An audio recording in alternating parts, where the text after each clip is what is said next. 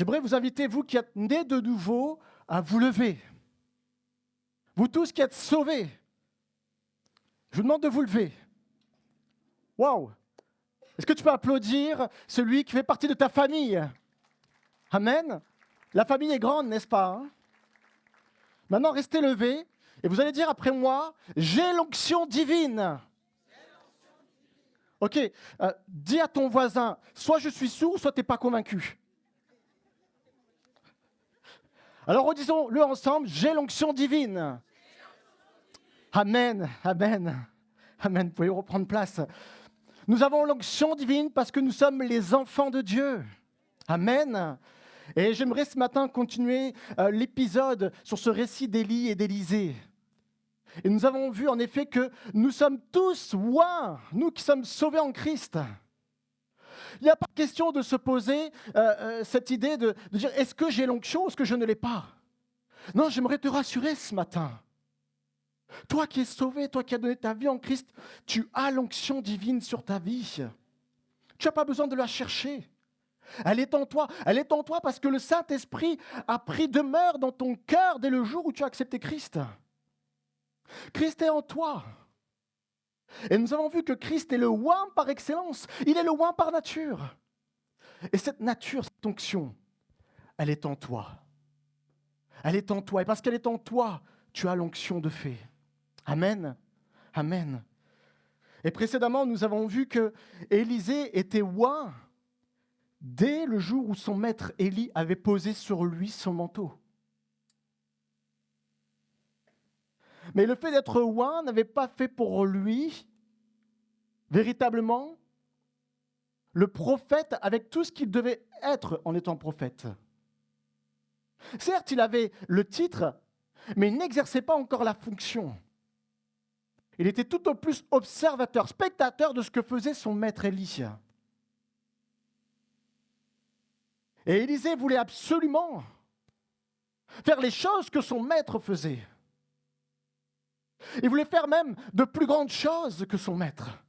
Non pas pour surpasser son maître, mais de se réjouir à son tour de rentrer pleinement dans son ministère prophétique. Et pour cela, il savait qu'il lui fallait une double part de l'onction de l'esprit d'Élie. Et cela ne voulait pas dire qu'il voulait le double d'Élie. Mais cela voulait dire qu'il voulait une large mesure du Saint-Esprit, afin de pouvoir exercer tous ces prodiges, toutes ces visions, tous ces miracles. Et c'est pour cela qu'il dit à Élie, son maître, lorsqu'il lui demanda « Mais que veux-tu que je fasse pour toi ?» Il lui dit « Mais maître, je veux une double part de l'onction de ton esprit. » Et de la même manière, Dieu nous a oints, nous a mis à part, consacrés, mais pas seulement pour être sauvés, pas seulement pour chanter le dimanche matin, nous sommes enfants de Dieu. Parce que être oint, rappelons-nous, veut dire être mis à part. Oui, mais pourquoi? Pour le service de Dieu. Être mis à part, non pas simplement pour chanter le dimanche matin, non pas seulement pour le louer. C'est une bonne chose, mais ça ne suffit pas.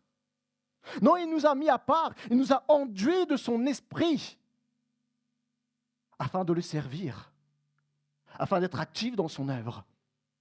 Christ a dit lui-même, vous ferez les choses que j'ai faites, les œuvres que j'ai faites, mais vous en ferez même de plus grandes. Et nous pouvons nous poser cette question ce matin, mais est-ce que nous en faisons vraiment de plus grandes?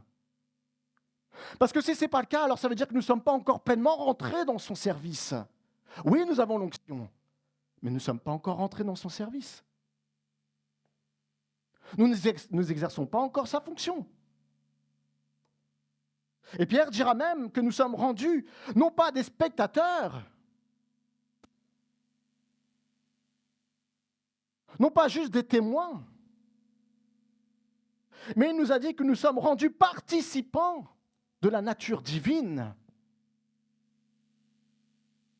Et être participant de la nature divine signifie deux choses. La première chose, c'est de manifester le caractère de Christ. C'est manifester le fruit de l'esprit. Et c'est ce que nous devons manifester lorsque nous avons l'onction. Mais manifester la nature de Christ, c'est aussi manifester la nature miraculeuse de Christ. C'est manifester les dons de l'esprit.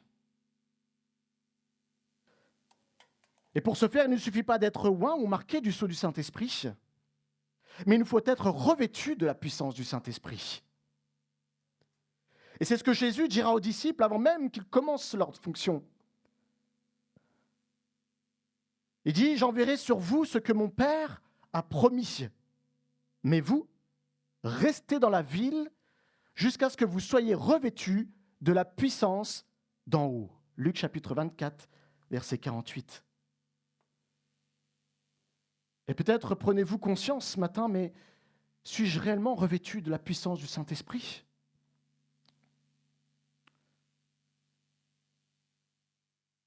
Peut-être vous réalisez ce matin, mais en effet, il y a une nécessité de revêtir cette puissance du Saint-Esprit. Et alors peut-être tu te poses la question, et c'est le titre du message pour ce matin. Non seulement, mais comment recevoir, pour toi qui n'as pas encore été baptisé du Saint-Esprit ? Et pour toi qui as été baptisé du Saint-Esprit, comment manifester de manière répétée les dons du Saint-Esprit ? Et la première chose, pour cela, il ne peut y avoir de revêtement ou de manifestation de sa puissance sans une détermination à suivre Jésus. On ne peut pas manifester, on ne peut pas revêtir la puissance du Saint-Esprit, on ne peut pas la manifester de manière répétée si nous ne sommes pas déterminés à suivre Jésus en toutes circonstances. Et c'était le premier point que nous avions vu la fois dernière. Rappelons-nous dans notre récit, lorsque Élie sait du Seigneur qu'il va être enlevé. Et là, il est avec son serviteur Élisée, il est à Gilgal. Et le Seigneur lui met à cœur cette tournée de commencer à partir à Bethel, et ensuite à Jéricho et au Jourdain. Et à 3 reprises, il va dire à son serviteur, à Élisée, mais Élisée, non, reste ici, ne me suis pas. Mais que va dire Élisée ? Il dira aussi vrai que l'Éternel est vivant. Je ne te quitterai point, je resterai avec toi.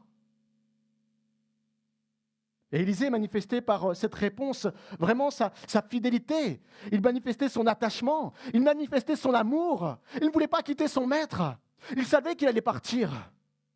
Et rappelez-vous de cette image que vous avez donnée lorsque nous avons une personne que nous aimons et que nous savons qu'elle est prête à partir, à rejoindre le Seigneur. Mais nous ne restons pas à distance à prendre quelques nouvelles par téléphone. Mais nous faisons quoi ? Nous nous empressons à les rejoindre, voulant profiter de chaque seconde auprès d'elle, espérant peut-être avoir une parole particulière, peut-être même lui partager certaines choses au risque de regretter de ne pas lui avoir dites une fois qu'il soit parti. Et c'est ce que le Seigneur attend de nous. C'est cette relation, celle de vouloir profiter chaque seconde à ses pieds, celle de vouloir profiter chaque seconde en sa présence. Et j'aimerais vous poser cette question ce matin, mais comment tu optimises le temps de ta vie ? Est-ce que tu penses à optimiser dans le sens de capitaliser des choses matérielles, des choses terrestres ? Ou cherches-tu à capitaliser des temps de qualité dans la présence de Dieu ?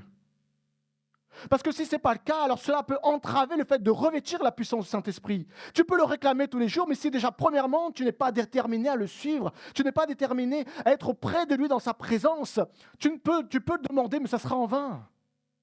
Et de la même manière, pour toi qui étais déjà revêtu de cette puissance, tu peux demander au Seigneur, mais que se passe-t-il ? Je ne manifeste pas les dons de guérison, je ne manifeste pas le don de discernement, le don d'interprétation par les paroles de connaissance.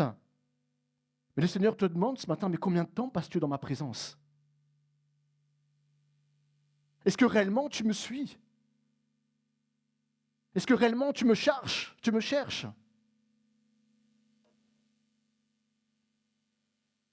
Vous savez, le verbe que Élisée emploie lorsqu'il dit « je ne te quitterai pas », il vient de l'hébreu « azab » et qui signifie le fait d'abandonner, d'apostasier. Peut-être tu te dis ce matin, mais moi je ne suis pas dans cette situation. Loin de moi l'idée de renoncer à ma foi. Loin de moi l'idée de renoncer à croire que Jésus est mon sauveur. Et peut-être que tu te dis, en gardant cette réflexion, que tu es auprès de Christ, que tu ne le quittes pas. Je te dirais oui et non. Parce que le mot azab signifie aussi le fait de négliger. Et là, c'est tout autre chose, parce que ça peut peut-être nous concerner davantage, le fait de négliger.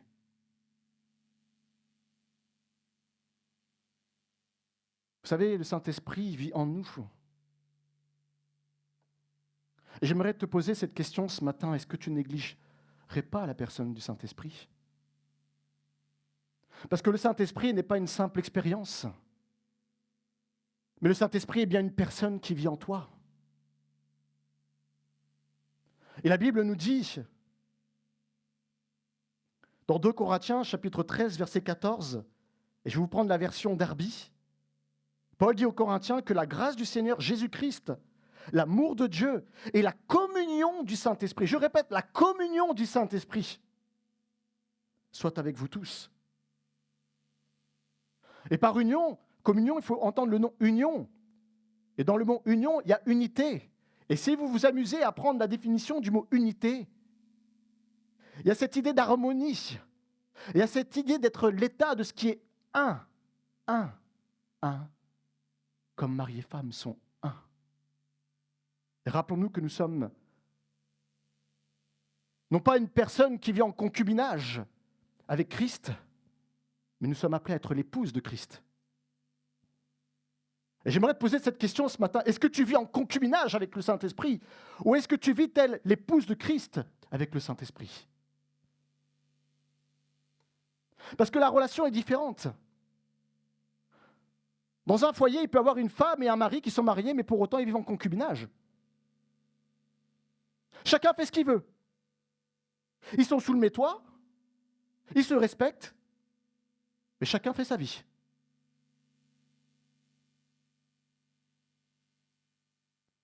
Et permettez-moi cette petite digression ce matin. Si c'est le cas dans ton foyer, alors, s'il te plaît, remets-toi au Seigneur, afin que cette union soit restaurée dans ton foyer. Parce que l'union est spirituelle, le mariage est spirituel. Et laissons pas l'ennemi saper ce que le Seigneur a uni. Et de la même manière, Satan essaye de saper notre union avec Christ. Il essaye de nous distraire avec les choses terrestres. Il essaye de nous distraire par la séduction de la chair. Et nous le voyons, au plus nous avançons dans la société et au plus nous sommes happés par les choses terrestres. Au plus nous avançons, au plus il y a d'inflation, mais au plus nous sommes tentés de faire des activités à droite à gauche, au plus nous sommes tentés de nous abonner à droite à gauche sur des sites, sur des programmes télévisés. Et tout ça, toutes ces choses, ils sont en train de gaspiller notre temps, notre relation avec Christ, notre relation avec le Saint-Esprit. Et après, nous osons dire au Saint-Esprit, « Oh, Saint-Esprit, permets que je manifeste tes dons. » Ah oui? Et à la maison, lorsque vous négligez votre femme, vous osez lui demander des choses?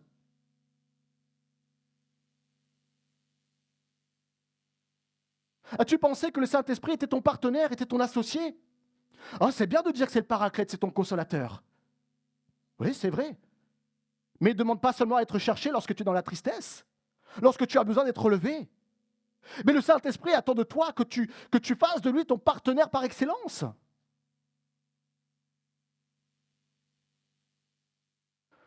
J'avais écouté, il n'y a pas longtemps que ça, le témoignage de Yon Guichot. Yon Guichot, vous connaissez Yon Guichot? Un ministère formidable. Il disait dans son témoignage qu'à un moment, il avait une église et il était arrivé à 3000 personnes. C'est déjà bien, on sera bien content le jour où on sera 3000. Hein. Le problème, c'est qu'à un moment, la croissance a stagné et il plafonnait à 3000 personnes. Et lorsque nous sommes pasteurs, lorsqu'on voit une église qui stagne, qui plafonne, on est attristé parce que notre désir, c'est qu'un plus grand nombre soit sauvé. Et c'est de voir aussi les chrétiens qui soient encouragés à voir les fruits des œuvres qu'ils font par Christ et de voir des âmes qui se rajoutent à leur assemblée. Et Yon Guichot était attristé et il demande au Seigneur, mais qu'est-ce qui se passe-t-il? Et le Seigneur lui rappelle, mais arrête de faire par tes moyens, tes propres moyens, mais considère que par mon souffle, tu peux tout. C'est moi qui vais envoyer. Et alors, Yon Guichot dit, oui, d'accord, mais je ne comprends pas quand même. Moi, je suis né de nouveau. J'ai eu l'expérience du baptême du Saint-Esprit. Et là, le Seigneur le reprend et dit, oui, mais c'est là le problème. C'est que tu considères le Saint-Esprit comme une expérience et non pas comme une personne.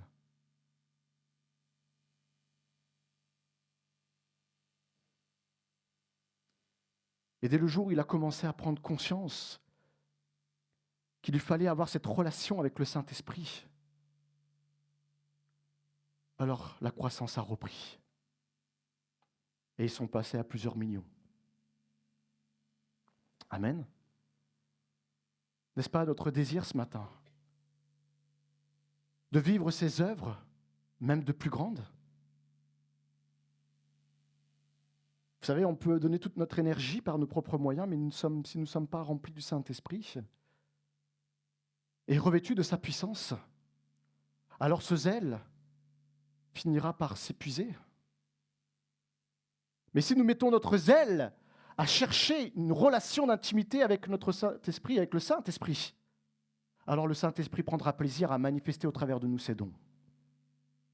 Et ainsi l'Église progressera, augmentera.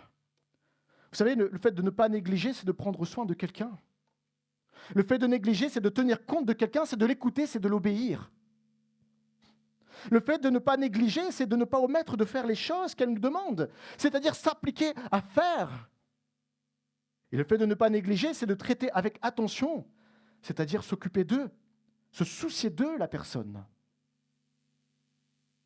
Peut-être tu voudrais savoir ce matin si tu négliges ou pas la personne du Saint-Esprit. J'ai une réponse toute simple à t'apporter. Un indicateur tout simple. Vous savez, plus on est en présence d'une personne et plus elle a une influence sur nous. Avec mon épouse, le fait d'avoir une relation, j'ai influencé sur elle des choses, et de la manière, elle m'a influencé sur certains points. Et c'est ce qui crée un équilibre et une union qui est équilibrée. Et de la manière, au plus nous passons de la présence, notre présence avec le Saint-Esprit, et au plus nous laissons le Saint-Esprit nous influencer, au plus nous laissons le caractère de Christ par le Saint-Esprit nous envahir, nous remplir. Et si nous voulons savoir quelle est la qualité de notre relation avec le Saint-Esprit, il suffit de savoir si nous manifestons le fruit de l'Esprit avec qualité.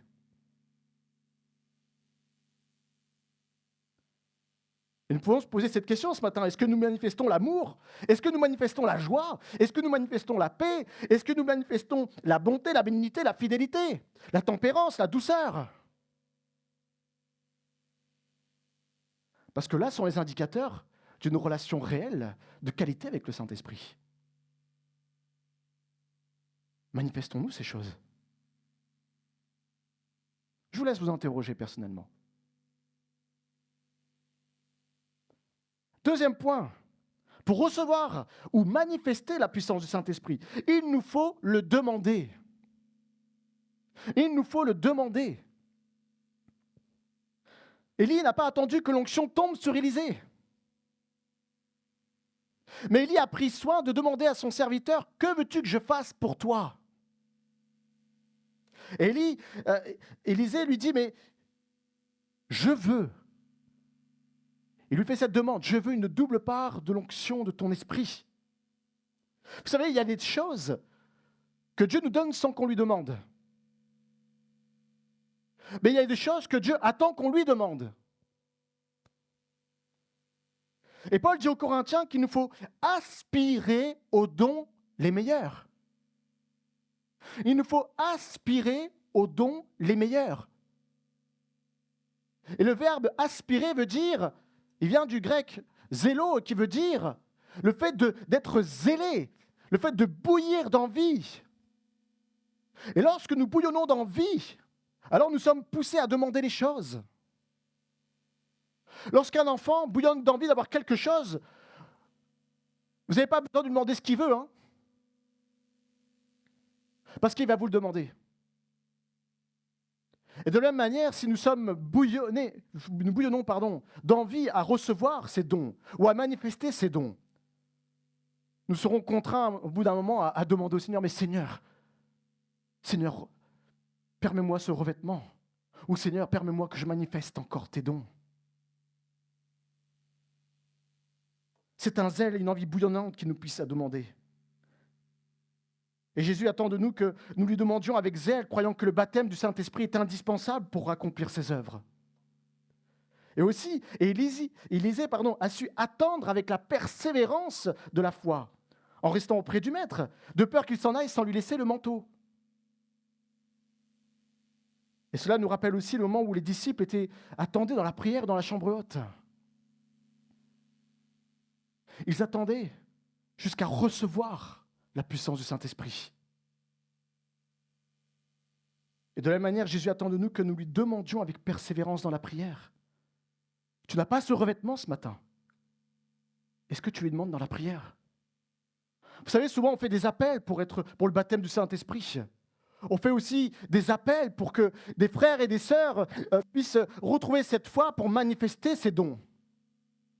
Être disposés à ce que le Saint-Esprit puisse les utiliser à manifester les dons. Mais bien souvent, lorsque les personnes viennent à l'appel, ils attendent tout de celui qui prie pour lui. Ils pensent que tout va venir du pasteur qui a prié ou de l'ancien qui a prié pour elle ou pour lui. Comme si on avait une prière d'excellence qui faisait que dès qu'on imposait les mains, ping, baptême du Saint-Esprit. Mais bien souvent, il n'y a rien qui se passe. Pourquoi? Parce que la personne ne vient pas en demandant avec zèle. Lorsqu'on prie pour vous, pour que vous puissiez être revêtus de la puissance du Saint-Esprit, priez avec zèle pour ces choses. N'attendez pas. Élisée n'a pas attendu. Élisée était là à observer son maître pour ne pas rater un seul moment et être sûr que le manteau allait tomber sur lui. Et de la même manière, attends-toi à recevoir cette puissance dans la prière. Et avec persévérance. Troisième point, pour recevoir le revêtement de la puissance du Saint-Esprit, il nous faut nous dépouiller de nos vieux vêtements. Il nous faut nous dépouiller de nos vieux vêtements. Lisons dans notre récit, 2 Rois, chapitre 2, versets 11 à 13, si vous avez votre Bible. 2 Rois, chapitre 2, versets 11 à 13. Et voilà ce qu'il dit. Comme il continuait à marcher en parlant, bien sûr, Élisée et Élie, voici un char de feu et des chevaux de feu les séparèrent l'un de l'autre. Et Élie monta au ciel dans un tourbillon. Élisée regardait et criait, mon père, char d'Israël et sa cavalerie. Et il ne le vit plus. Saisissant alors ses vêtements, il les déchira en 2 morceaux et il releva le manteau qu'Élie avait laissé tomber. Il déchira en 2 ses vêtements. À cette époque, le fait de déchirer ses vêtements symbolisait le fait d'être en deuil. Mais Élisée déchira aussi ses vêtements pour montrer à tous qu'il se débarrassait de ce manteau qui évoquait son statut d'agriculteur, qui évoquait ce qu'il était auparavant. Tout ce qui pouvait le retenir et l'empêcher de rentrer pleinement dans son ministère. Et alors déchirer ses vêtements pour montrer à tous, voilà, je quitte vraiment tout ce qui m'attachait avant, toutes mes richesses, afin de revêtir à présent le manteau qui manifeste aux yeux de tous que je rentre maintenant dans mon ministère prophétique. Vous avez déjà essayé de revêtir 2 vêtements? Vous avez déjà, essayé de revêtir plutôt 2 manteaux?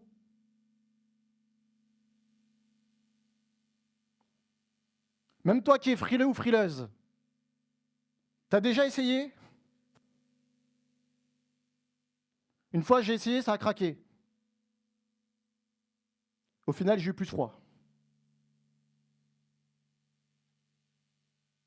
Vous savez, bien souvent, faute de déchirer nos vieux vêtements, cette puissance qui vient d'en haut tombe et elle ne trouve aucune épaule. Et elle tombe par terre. Et bien souvent, nous disons, Seigneur, Seigneur, que ta puissance d'en haut vienne sur moi. Seigneur, Seigneur, que je puisse manifester tes dons. Le problème, c'est que nous gardons nos manteaux. Et le manteau, il tombe et il est là par terre. Alors ce que nous faisons, parce que c'est difficile de déchirer nos vieux vêtements, parce que nous sommes trop attachés, c'est compliqué de se débarrasser de ces choses. Alors nous essayons de prendre un bout du vêtement et de rafistoler nos vieux vêtements. Et je sais que bien souvent, nous essayons de mettre comme des rustines, pensant que ça va tenir, pensant qu'on peut concilier non seulement la vieille nature avec la nouvelle nature. Mais que dit la Bible ? Non seulement la pièce rapportée arracherait une partie du vieux manteau, mais aussi la déchirure serait pire qu'avant. Non seulement la pièce rapportée arracherait une partie du vieux manteau, mais aussi la déchirure serait pire qu'avant. Et bien souvent, faute de garder notre vieux manteau et vouloir rapporter une pièce de ce manteau que Dieu veut nous offrir, en réalité, nous faisons pire que mieux. Notre vieux vêtement finit par même se déchirer. Alors j'aimerais vous inviter ce matin, vous qui cherchez à être revêtus de la puissance du Saint-Esprit et à manifester les dons, je vous inviterai à vous dépouiller comme Bartimée l'a fait de son manteau. Ce manteau qui le retenait au bord du chemin, dans son statut de mendiant. Combien de temps vas-tu être à mendier la puissance du Saint-Esprit, faute de ne pas déchirer ton vieux manteau? Jette-le loin derrière toi. Vous savez, lorsque Jésus a été crucifié, le voile qui séparait le lieu saint du lieu très saint a été déchiré. Déchiré en deux. Peut-être ce matin, tu n'as pas cette force de déchirer tes vieux vêtements, de déchirer ce manteau, cette vieille nature. Mais j'aimerais te dire que par la puissance de Christ, il te rend capable de le faire. Simplement avance devant lui à ses pieds, le cœur repentant. Vous savez, Dieu attend simplement un cœur qui est désireux de rentrer dans une vie de sanctification, qui est désireux de se débarrasser des choses qui le retiennent. Et lorsque nous avons ce désir de s'approcher devant lui avec ce cœur repentant, ce désir de s'approcher devant lui en voulant avoir cette vie de sanctification, je peux vous assurer que Christ déchire nos vêtements. Il nous en dépouille totalement, afin que nous puissions prendre plaisir à prendre ce vêtement qu'il a jeté d'en haut et le revêtir et manifester ses dons. Jésus veut encore le faire aujourd'hui.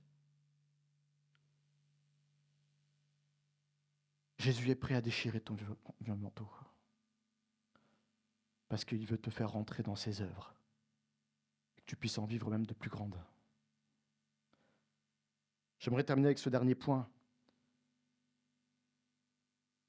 Que pour être revêtu ou manifester de manière répétée ses dons, il nous faut marquer une volonté à faire ses œuvres.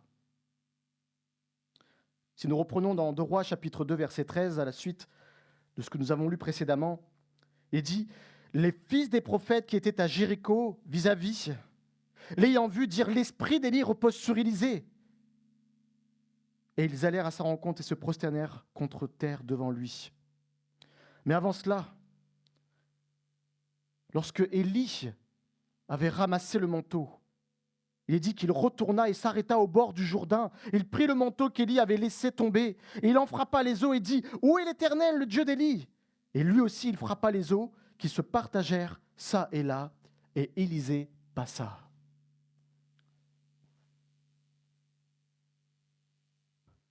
Dieu attend des personnes qui, comme Élisée, ne veulent pas simplement se contenter de revêtir la puissance du Saint-Esprit. Parce que le revêtement de la puissance du Saint-Esprit n'est pas une finalité dans un processus chrétien. Ce n'est pas une étape finale. Beaucoup trop de personnes pensent que ça y est, je suis né de nouveau et maintenant il faut que j'ai le baptême du Saint-Esprit et lorsque j'aurai le baptême du Saint-Esprit, alors je serai le chrétien par excellence. Mais c'est faux. Parce que le revêtement de la puissance du Saint-Esprit est tout au plus un outil qui te permet de rentrer pleinement dans le ministère auquel tu es appelé. La puissance du Saint-Esprit est tout au plus un outil qui te permet de manifester les œuvres que Christ a faites. C'est un commencement. Et Élisée le montrait lorsqu'il allait au Jourdain. Il faut se rappeler qu'ils avaient passé le Jourdain et le pays de Canaan était derrière. Le travail était derrière. Le champ était derrière. Et lorsqu'il prit le manteau et qu'il le roula, et qu'il frappa le Jourdain et que le Jourdain se sépara en deux, c'est parce que Jésus, c'est parce que Christ, c'est parce que Dieu a considéré que Élisée avait l'intention de revenir dans le pays de Canaan et de rentrer pleinement dans son ministère prophétique. Oh, Élisée aurait pu se contenter de dire « C'est bon, j'ai le grand manteau d'Élie. Je suis le prophète par excellence. Regardez-moi, vous les 50 prophètes qui me regardez au loin. » Mais non. Il fit cette démarche de foi. Il tapa le Jourdain et le Jourdain se sépara. Et le voilà reparti dans le champ. Dans le champ auquel Dieu l'appelait, ce pays de Canaan, à Jéricho, cette ville qui était maudite. Et toutes les villes qui suivaient, afin que la parole de Dieu soit annoncée à un plus grand nombre.